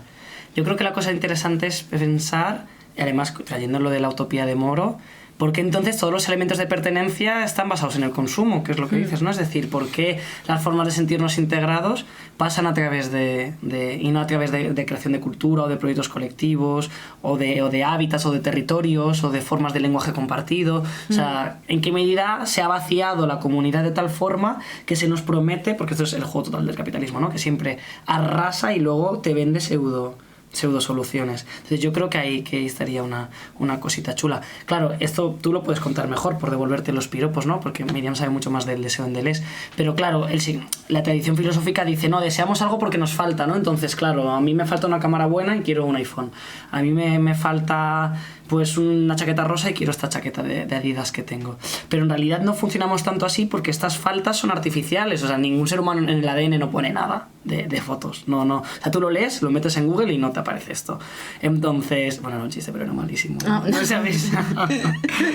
El deseo cómo funciona es como proyectándolo en un mundo que es deseable. O sea, nosotros deseamos la chaqueta de Adidas porque me proyecto en una fiesta y me proyecto que en ese contexto yo voy a recibir ese reconocimiento o que quiero construir todo ese escenario, ¿no? Entonces esto lo hace muy bien Apple, porque Apple lo que hace con sus anuncios no es que te dice las características técnicas. Apple nunca tiene que decir cómo es su móvil. Sabe que la falta no es por ahí del deseo, sino que lo que hace es todo el rato crear un mundo donde el iPhone parece que te lo promete, ¿no? Donde se soluciona, donde todo está fácil, donde pasas a formar parte, donde dices puedes fotografiar a tu niño llorando, ¿no? Entonces no da igual los megapíxeles, de repente te está prometiendo ese mundo. Yo creo que ahí es donde está la clave. Claro, ese mundo de manera diferente que un Xiaomi, ¿no? Claro. Lo veo a veces como el reservado de una discoteca, ¿no? La discoteca sería los Xiaomi, los Samsung tal, y iPhone sería como el reservado, ¿no? Y a veces veo el pertenecer ahí, ¿no? Que es un poco lo que a veces la gente compra, ¿no? De hecho hay un tío que habla de los reservados, dice si lo piensas que es un reservado de una discoteca, es un sitio igual que el resto, pero que la gente puede ver que has pagado más dinero y que te va a dar más estatus o que tú te vas a sentir mejor entre comillas, ¿no? Por estar ahí y decir, pues aquí estoy, ¿no? Y luego esto que has dicho me ha recordado a un amigo que se fue hace ya no sé cuántos años, hace igual 15 años o así, a Cuba de viaje de fin de curso de carrera. Y llevaba un aparatito de estos, un MP3 que había antes, ¿os acordáis? Que los metíamos en el ordenador y tal. Y escuchaba ahí la música y tal. Entonces conocí a un cubano y el cubano dijo, tío, ¿qué es eso? Y le dijo, es un MP3. Dijo, pues es que nunca he visto eso. No, aquí en Cuba no hay MP3, ¿no? Y de repente el cubano quería un MP3. Pero no quería un MP3 antes de que conociese a este amigo mío, porque no sabía que existía, ¿no? Entonces al final mi amigo se lo regaló y dijo, tío, te lo regalo porque yo qué sé, no vas a poderlo conseguir de aquí, ¿no? De alguna manera. Entonces yo me imaginaba qué creó en ese contexto que un tío de allí tuviese un MP3, ¿no? Cuánta gente alrededor de repente diría, hostia, yo también quiero uno, ¿no? Y cómo esa necesidad, entre comillas, que bueno, para mí es una estrategia claramente, que cuida necesidades, no existía hasta que no vio que alguien lo tenía, ¿no? Que es lo que imagino que pasará con los móviles o con la ropa esta, la chaqueta de Adidas o con un coche o con un montón de cosas, ¿no? Porque yo a veces lo aterrizo y digo, si estoy en una isla desierta, quiero llevar una chaqueta de Adidas que vale 50 pavos o una de 10 de segunda mano. ¿Qué más me daría, no? Entonces no sé, bueno, me hace pensar en eso, ¿no? No sé cómo lo veis, lo de cuando alguien lo tiene es necesidad mía, ¿no? De alguna manera. Creo que, claro, al final creo que muchas veces la forma en la que el mercado nos presenta como pues este tipo de bienes es como desde la exclusividad. Y apelando como muchas veces a ciertas necesidades, ¿no? Es verdad que antes Javi decía como que lo que hace el capitalismo es como arrasar con todo y después como te presenta la solución, ¿no? En plan, como que apela a una necesidad tuya que te ha creado previamente, ¿no? Pero bueno, muchas veces también apela como a una necesidad que ya existe como primeramente, que es la necesidad de pertenencia, ¿no? Y la necesidad de reconocimiento. Lo único que quizás previamente ha arrasado con ella, ¿no? Entonces ese es como el juego tramposo y perverso del capitalismo, ¿no? Entonces somos seres que necesitamos el reconocimiento del otro y somos seres que necesitamos pertenecer a una comunidad, ¿no? Existimos con los otros y como existimos con los otros, la comunidad es una consecuencia como lógica de nuestra propia existencia y la pregunta está en cómo construimos las sociedades, las comunidades políticas. Entonces, claro, se te presenta como una camiseta, lo que sea, un móvil o lo que sea, como algo exclusivo a lo que vas a tener, a través de lo que vas a tener acceso como una especie de comunidad exclusiva a la que tú vas a pertenecer, como si te sellasen, ¿no? Como en la entrada de la discoteca te sellan, te ponen el sellito y ya perteneces, ya entras dentro de ello, ¿no? Es un juego bastante tramposo porque porque la pertenencia y la exclusividad en el capitalismo es muy efímera, ¿no? Pues tan pronto se te presenta este bien como aparece este otro y la necesidad como que es este nuevo objeto. Entonces, es este juego perverso que hace el propio sistema capitalista de apelar a cosas que yo pienso que sí que están intrínsecamente como en nuestra condición de existencia, ¿no? Claro, pues yo creo que tampoco hay que solo pensar en resolver las cuestiones materiales, sino las cuestiones de vida. Por eso pensamos también el amor, ¿no? Porque pensamos que no solo hay que pensar una vida que no nos asfixie, sino una vida que valga la pena.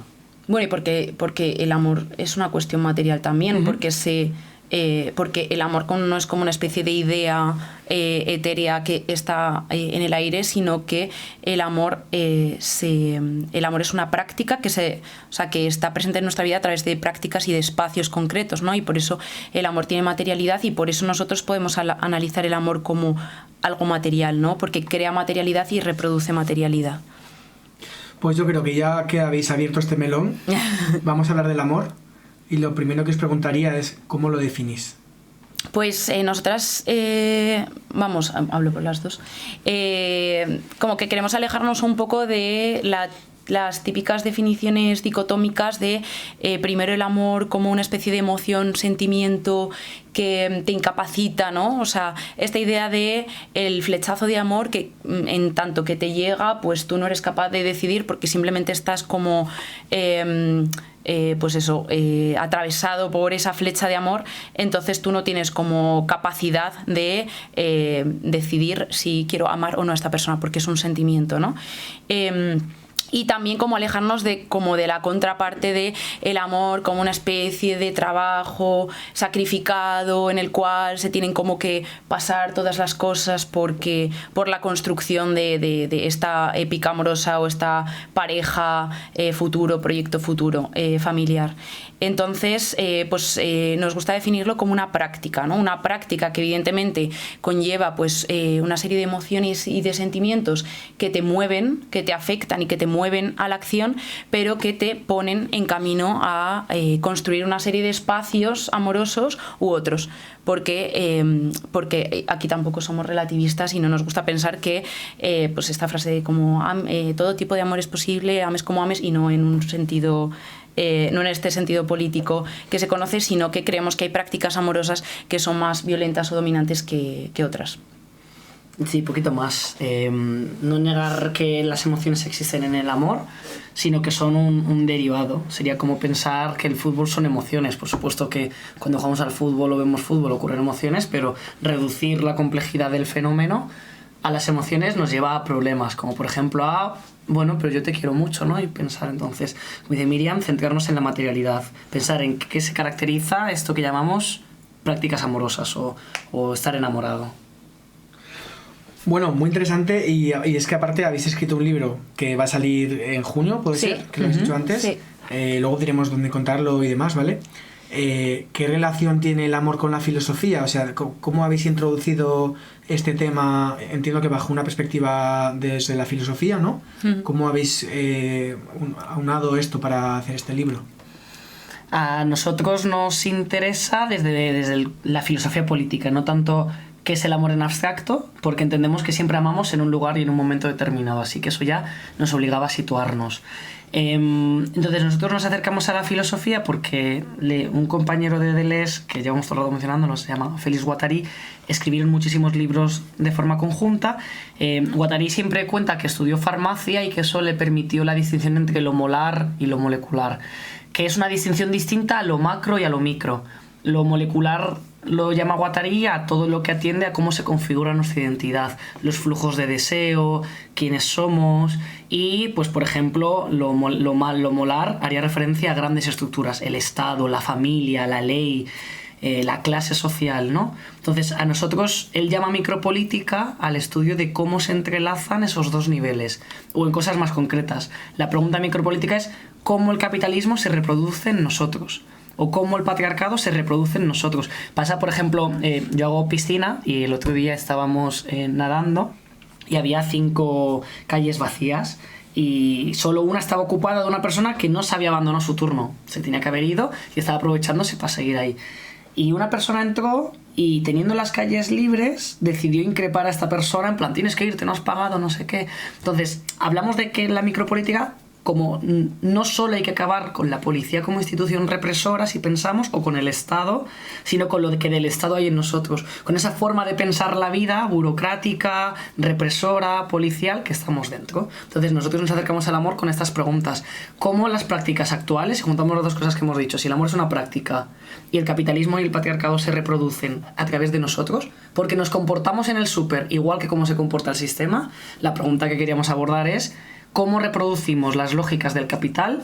Propiedad de cuerpos, consumo de cuerpos, lógicas excluyentes. Yo quiero tener una novia porque se me pone un estatus, porque me pone una jerarquía. ¿Cómo se reproducen las lógicas del capital y las lógicas del patriarcado en nuestras formas de amar? ¿Y cuáles son las...? O sea, imagino que no hay una lista aquí de conclusiones, pero ¿qué conclusiones habéis sacado que digas, no sé, como grandes, ¿no? Hay lista, ¿no? Como las grandes conclusiones, ¿no? Porque igual es el fast food de consumir este libro y lo que vendría después sería adquirirlo y leerlo, ¿no? Tranquilamente. Pero ahora tengo como ese hambre, ¿no?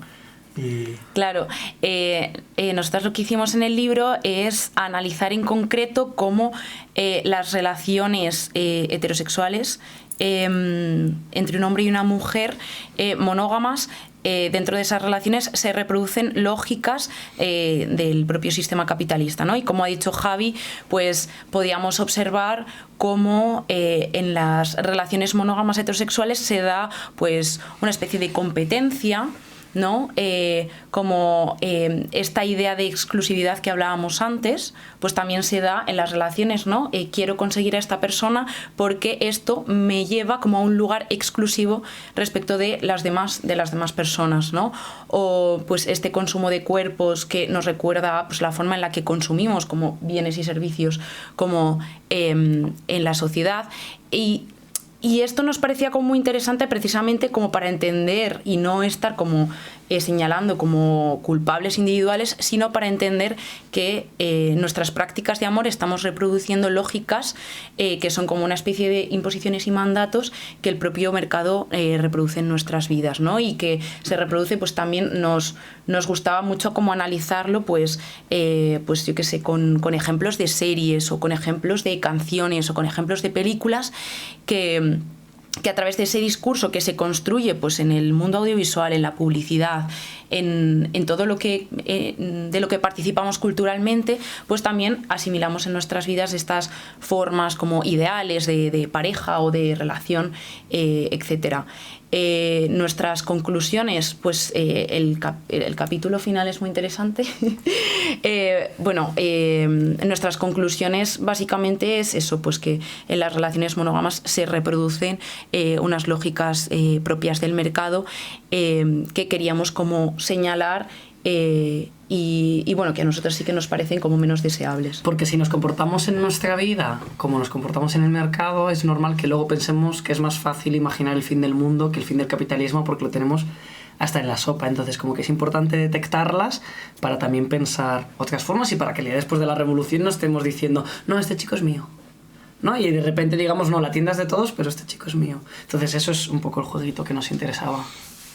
Qué curioso, porque yo he escuchado alguna vez algo un poco contrario, como casi crítica a las no monogamias en cuanto a que el consumo de personas podría, ¿no? Igual que no tienes una chaqueta buena, tienes 5 o 6 ahora, pues no tienes una pareja, sino que tienes varias y tienes siempre acceso a conocer a alguien o a estar con alguien, ¿no? ¿Habéis pensado en esto o cómo lo encajáis con esta idea vuestra?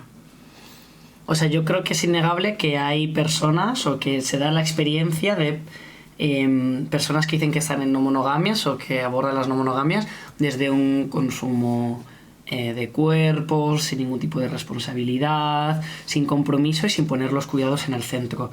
Yo creo que es un poco como decir que el feminismo es igualdad, ¿no? Como cuando, que yo creo que nadie tematiza la no monogamia en libros o en lo que sea, como diciendo, puede ser con cuidado o sin cuidado, sino que se tematiza siempre como una forma claramente respetuosa, ¿no? Entonces, pero aún así es verdad un riesgo que tú dices, que tú, Miriam, también lo señalas un montón, que también poliamor o no monogamia no significa replicar lo mismo por dos, ¿no? Y que también hay que hacer una autocrítica fuerte, ¿no? ¿Cuáles son los cuerpos que pueden optar, que optan o que son más privilegiados para tener una no monogamia? ¿En qué medida se reproducen los cánones normativos? Porque los cuerpos más normativos y más atrayentes pueden, ¿no?, como consumir más cuerpos, ¿no?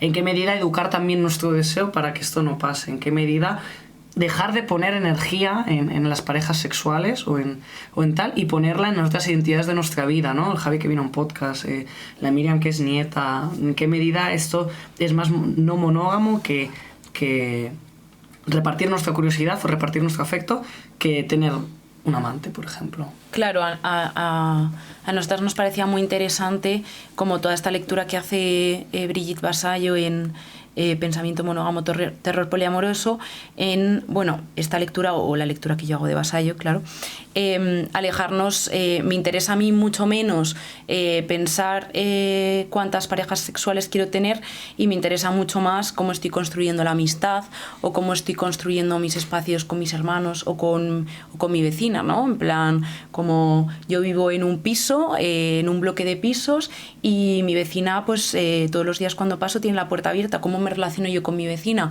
O si me pide ayuda otra de mi vecina para que le dé clases a su hija o para que le ayude, ¿no? Cómo me relaciono en esos espacios me interesa mucho más para construir las no monogamias que cuántas parejas sexuales estoy teniendo, ¿no? Y me parece que efectivamente creo que el conocimiento como más mainstream, por así decirlo, de las no monogamias es esta idea de la multiplicación de las parejas sexuales como una forma de colmar nuestro deseo, y a mí me interesa mucho más repensar el deseo desde esta concepción no monógama del amor que lo que hace es confrontar un poco pues esta idea de exclusividad, de que la pareja es lo más importante y lo central y nuclear de toda nuestra vida y después está el resto, etcétera. Sí, en ese sentido yo creo que es mucho más no monógamo desinflamar la pareja, en el sentido de venga, pues vamos a vernos una vez a la semana, una vez a las semanas, o hablar menos, y dar espacio a construir redes no basadas en la pareja, de tal manera que nuestra vida no tambalee cada vez que, o no busquemos ahí la fuente principal de satisfacción. Creo que eso es mucho más no monógamo, permitir estar abiertas a las redes con las vecinas, ¿no? Como cuando dice la famosa ya frase de que poliamor, ¿no?, es llevar la sopa a tu vecina. Que bueno, pues gestionar los celos, que bueno, que nos podemos enredar ahí, ¿no? Pero creo que a veces nos enredamos. Creo que tiene más que ver con formas de vida, con geometría de las redes y no tanto con los polvos que se echan. Porque entonces vendrían preguntas como, ¿pero tenéis relación abierta? ¿Por qué no os acostáis con otras personas, no? Y nos lleva a disparates un poco de ese estilo. Sí. Claro, porque hablábamos antes, ¿no?, de empezar a grabar de esta jerarquización que hay de la pareja y cómo esto de alguna manera hace que sea sostenible. Yo qué sé, pienso en los grupos de amigos y de amigas que a veces se rompen o la gente se muda y hablando con una amiga decíamos, pues de alguna manera podemos empatizar con la gente que se alía con otra, una persona que se alía con otra y se agarran y dicen, claro, vamos a estar aquí a muerte, ¿no? No me voy a mudar a otra ciudad sin ti ni tú sin mí, vamos a tener una casa entre las dos, nuestras dos vidas van a ser ahora una, ¿no? Que obviamente no todas las parejas monógamas tienen por qué tener ese discurso, pero claro, es funcional de alguna manera, ¿no? Para las personas que esto es algo importante, es funcional. ¿Cómo hacemos que sea también funcional una manera de relacionarse en la que no solo no priorizo a mi pareja, sino que puede que tenga varias parejas o varios vínculos y además quiero llevar la sopa a la vecina y no descuidar a mi grupo de amigas? Imagino que habéis pensado sobre esto. ¿Qué reflexiones tenéis al respecto? Para mí la pregunta es cómo hacerlo funcional a largo plazo, ¿no? Porque igual que la militancia, como que creo que resulta o parece más fácil la militancia cuando estás en la universidad, ¿no?, cuando estás estudiando, cuando eres, entre comillas, joven, que en otros periodos de tu vida, ¿no? Entonces, para mí la pregunta es cómo, bueno, hacer funcional o cómo seguir sosteniendo como esta idea de construir redes más allá de pues nuestros periodos universitarios, estudiantiles o de jóvenes precarios que hemos empezado a trabajar precisamente por eso, ¿no? Porque claro, decía Brigitte Vasallo en este libro que ya hemos mencionado que la solución a un mundo de incertidumbre, de individualismo y súper hostil, o sea, tenemos que construir otro tipo de solución que no sea la solución actual, que es la pareja, ¿no? Yo sigo viviendo en casa de mis padres, ahora quiero independizarme porque he conseguido un contrato, pero ¿con quién me independizo, no? Pues la solución no puede ser, o no nos parece deseable que la solución sea pues que la única opción que tenga sea tener una pareja para poder independizarme con ella, para poder compartir los gastos de una casa y de una comida y de una electricidad y de un todo, ¿no? Porque si no es imposible la vida, sino poder construir redes que sean como una solución a pues esta vida hostil, precaria, individual y sin certezas, ¿no? Claro, nosotros en el libro esto lo llamamos el dilema del umbral. Sospechamos que... Bueno, no sospechamos, tenemos la certeza de que si eres... Los dos casos extremos, que si eres la única persona no monógama en un mundo monógamo, entonces no hay redes donde construir. O sea, el propio concepto de red nos tiene que servir para politizar las propuestas no monógamas. Es decir, necesitamos crear un mundo, una comunidad, un barrio, una ciudad, un sistema donde mis redes puedan enraizar, porque si no, si yo me quiero ir con mis amigas, pero todas mis amigas se van con su pareja, mi propuesta no va. Entonces, yo creo que entender que mi no monogamia depende de las no monogamias de los demás y de lo habitable que sean todas juntas y de las redes que construyen, nos hace politizarlo y desbancarlo un poco de lo que a veces puede parecer que es otra opción más de vida, ¿no? Otra opción individual, otra decisión ética. Bueno, pues yo no como carne, así que no me funen. Yo no como carne, yo no compro en plástico y ahora encima yo no soy monógamo, pero los efectos sobre la vida de mi alrededor son nulos. O sea que la no monogamia tiene un componente necesariamente de contagio. Tiene que buscar contagiarse porque tiene que buscar establecer alianzas y comunidades para que no pase lo que dice Miriam. Por eso es una acción radicalmente política. Claro, por eso entiendo que no...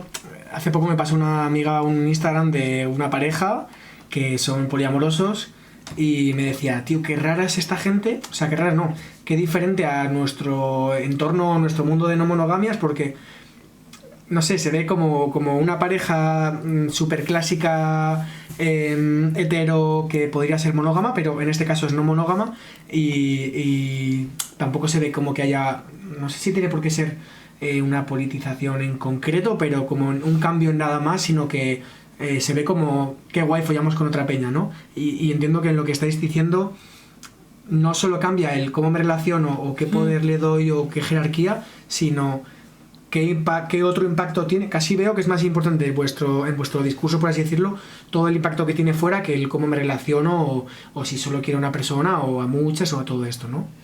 Claro, yo creo que está con quién hablas más parte de tu día, ¿no? Si hablas más con tu pareja, ¿qué centro hay ahí, no? ¿Con quién es tu proyecto de vida y de habitabilidad? Pues es comprar una casa con tu pareja, ¿no? Pues ¿qué pasa ahí? ¿Cómo piensas la familia, no? Pues también un poco desde ahí, que yo creo que cuando hablamos de descentrar la pareja no hablamos de no enamorarnos, hablamos de no comprar casa, coche, hijos y de establecer formas de vida claro, que puedan permitirnos surcar un poquito por otros lados. Claro, y cuando hablamos de descentrar la pareja entendemos que todo el rato, o sea, que siempre hay elecciones y que siempre estamos como priorizando cosas. El caso es que la priorización ya no tiene una jerarquía establecida y estática donde el centro es la pareja, sino que esa priorización tiene mucho más movimiento, ¿no?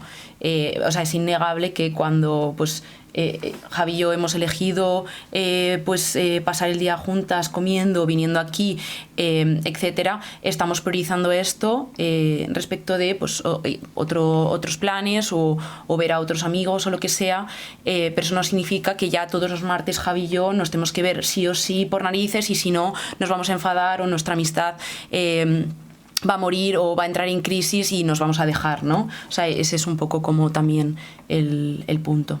Uh-huh. Ok. Me contabais antes que también en este estudio o trabajo que habéis hecho con el libro hablabais sobre esto de un criterio para valorar las relaciones, ¿no? O sea, cómo podría la filosofía aportar algunos criterios para valorar, decíamos, no es que sean buenas o malas, pero en qué punto está la relación, qué aspectos positivos tiene, ¿cómo se puede aterrizar esto? Bueno, por transmitir cómo nosotros llegamos a esta pregunta. Nosotros, o sea, en realidad, yo creo que cualquier persona que llega a las no monogamias llega o por curiosidad o por insatisfacción, pero de alguna forma siempre se pregunta cuál de los dos caminos es mejor. O sea, yo creo que es una pregunta latente. O dentro de todas las no monogamias, ¿qué opciones es la mejor? Entonces, como decíamos antes, de precisar un poquito más en las palabras, nosotros nos preguntábamos cuál es ese criterio. ¿Valen todas las relaciones igual y esto es un poco lo que a ti te encaje? Es decir, a mí es que la monogamia me funciona, pues bueno, eso nos hacía dudar de que te funciona porque has socializado en ella. Claro. Pero todas las no monogamias son mejores, pues bueno, no, porque se ve mierdón y zurraspa, que hay en muchos sitios, ¿no? Entonces, para nosotros esto era importante para no caer en un relativismo o para afrontar una pregunta que en realidad es práctica. ¿Cómo sé yo, si me estoy liando con Miriam, que esta relación es mejor que la que tuve o que esta tiene? ¿Qué criterios? Nosotros, claro, esto fue un periodo de un pelín de estancamiento, o mejor de búsqueda teórica, que tuvimos que reflexionar bastante en este punto, y al final pues bebimos bastante de Baruch Spinoza. Es un filósofo holandés, nació en Ámsterdam, ¿no? Yo creo que sí, fui a Ámsterdam, era Marcos, y había una estatua. Y el tema de la potencia, entonces a nosotros ya no nos preocupaba tanto el bien, ¿no? La buena relación, la mejor relación en abstracto, sino lo bueno en concreto, ¿no? ¿Cuál es la buena relación en este caso, la mala relación en este caso? Y eso se puede usar midiendo las potencias, que son las posibilidades que nos abren las cosas. Tal forma que, dice Spinoza, cuando los cuerpos se encuentran, y el cuerpo puede ser un veneno, o unos pistachos, o una persona, pues siempre se componen nuevas relaciones, y esas relaciones pueden aumentar nuestras posibilidades de vida o disminuirlas. Yo puedo comer 5 pistachos, aumenta mi posibilidad de vida porque llego menos cansado al siguiente plan, pero si comiera 30 vomitaría y eso disminuiría mis posibilidades de vida. Esto se ve igual con las relaciones o con el veneno. La siguiente pregunta sería, ¿cómo saber que algo me abre posibilidades de vida o no? Esta es otra pregunta, ¿no? Porque yo a veces digo, a ver, no voy a estar en el tren si me abre posibilidades de vida o no. Spinoza cree que el cuerpo tiene su propio grado de conocimiento y que cuando las cosas nos abren posibilidades de vida, nos recorren pasiones alegres, ¿no? Yo que un bistec digo, ¡guau, cuánto me apetece!, ¿no? ¡Guau, qué ilusión!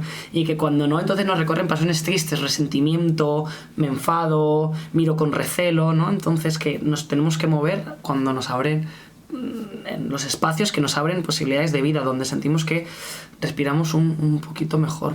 Sí, y esto, volviendo como un poco a los temas del principio, nos parecía importante señalar que esto se da en un encuentro entre cuerpos. Entonces un encuentro es un encuentro entre 2 o más cuerpos, ¿no? Y entonces ahí se sitúa también el otro, ¿no? Que cuando hablamos de potencias y de las posibilidades de vida que nos abren, esto también cuenta con el otro, ¿no? Y cuenta con las potencias y las posibilidades de vida que le abren al otro. Entonces, entendiendo que nuestro horizonte es caminar hacia aquellos espacios que nos abren potencias a todos y a todas. Claro, porque a mí me abre la posibilidad de vida que mi hermano me haga la cena todos los días, pero yo creo que a él se las cierra un poquito, ¿no? Puede leer un poco menos y no jugar al FIFA. Claro, entonces, y quizás esa relación, como tú has dicho, ¿no? Como que se va como pudriendo un poco más y van apareciendo pasiones más tristes, ¿no? Porque en el encuentro entre esos 2 cuerpos hay uno que no le están abriendo posibilidades, ¿no? Entonces sí que nos parecía como también importante, o sea, saber localizar como al otro dentro de ese encuentro. La verdad es que ahora mismo me está viniendo como una sensación de, jo, qué guay que esta gente que le ha dado tantas vueltas a este tema haya preparado un libro, ¿no? Como para no consumir igual los que no vamos a pensar tanto en ese tema o a sacar tantas reflexiones y bueno. Ojalá os guste. Sí, me están dando muchas ganas ya de pillarlo. Sale en junio. Sí. ¿Cómo se titula el libro? Micropolítica del amor. Deseo, capitalismo y patriarcado. Parece que lo hemos ensayado. Y es que estaba ensayando. Sí, somos Javi y Miriam. Miriam y Javi, jaja. ¿Dónde se puede comprar? Pues yo creo que en cualquier librería se va a poder comprar. La fecha programada es como pues para la Feria del Libro, que eso es como... Aquí de Madrid, sí. Eso de Madrid. Centralismo madrileño, madre mía. Y eso, finales de mayo, principios de junio, esa es la idea. Y nada, pues la verdad es que con muchas ganas. Que ojalá guste y ojalá guste y o no habrá preguntas debates, claro. y pueda como, pues no sé, abrir nuevos caminos y espacios a la gente. Oye, enhorabuena por haber hecho un proyecto así. Muchas gracias. Muchas gracias. Y gracias por haber venido a Sobre las Palabras. Un placer. Y a ti por invitarnos. Sí, muchas gracias. Muchas gracias. Un placer.